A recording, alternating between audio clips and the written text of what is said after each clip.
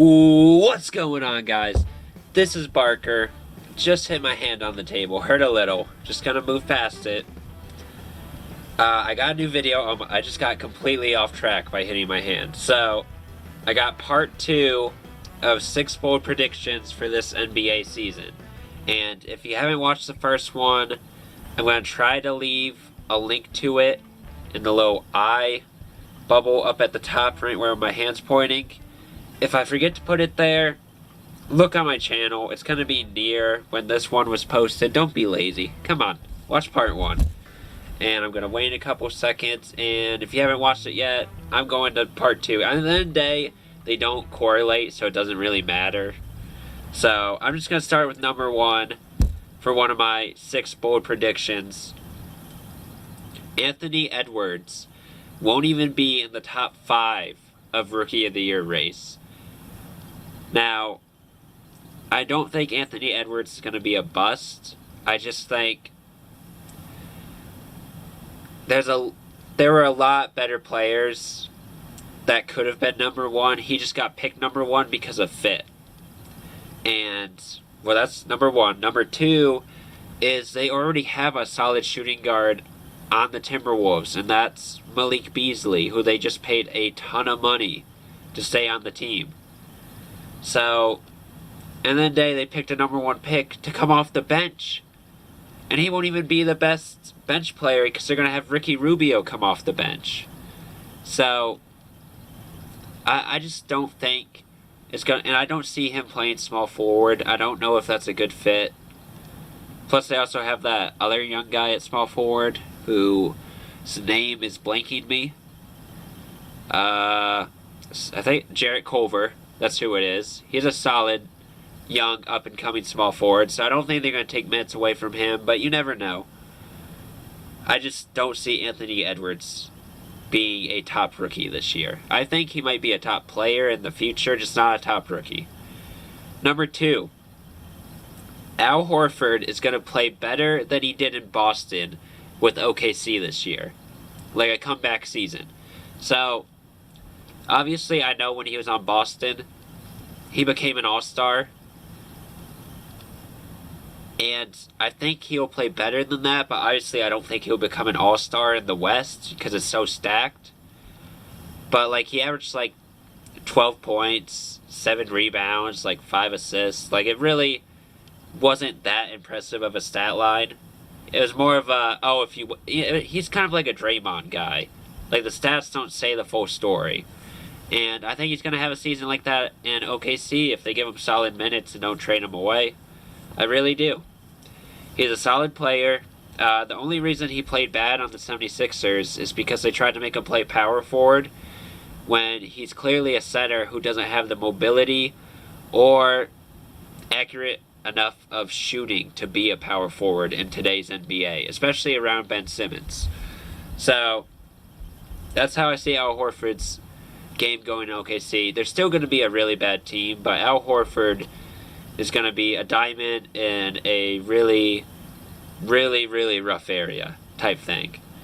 Number 3, Luke Kennard will I can talk. Luke Kennard will win 6th Man of the Year for the LA Clippers.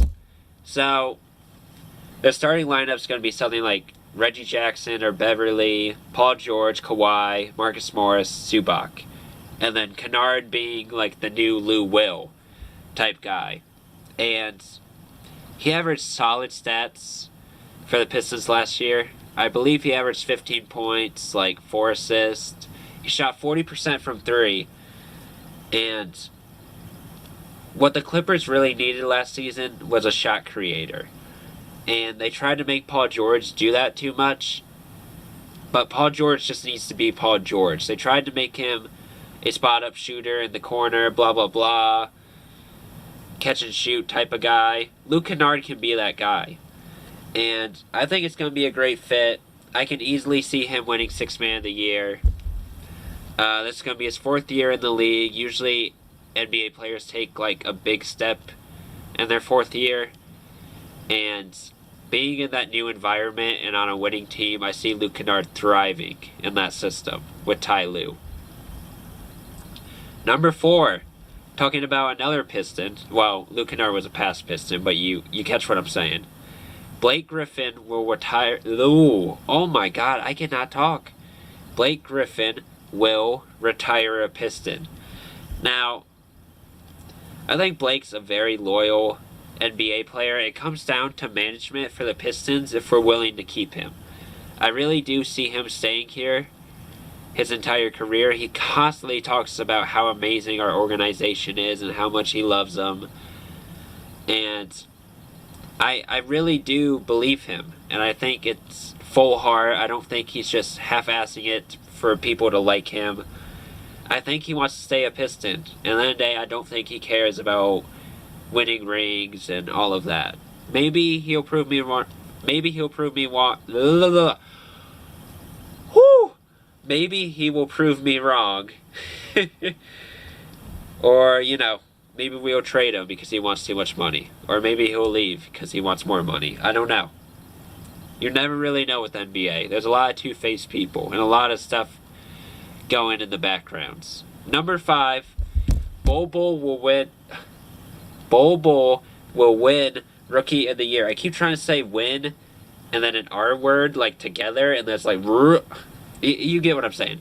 But Bol Bol looked really good in the bubble, and they made a rule that if you made your first games in the bubble, it doesn't count for your rookie season. So even though Bol Bol played a couple NBA games in the bubble, he technically could still win Rookie of the Year next year. And if you've seen Bol Bol play in the bubble or some of the highlights that the Nuggets post, he looks like a 7-foot Kevin Durant. I mean, Kevin Durant is 7 foot, but like with the hugest wingspan ever, Kevin Durant.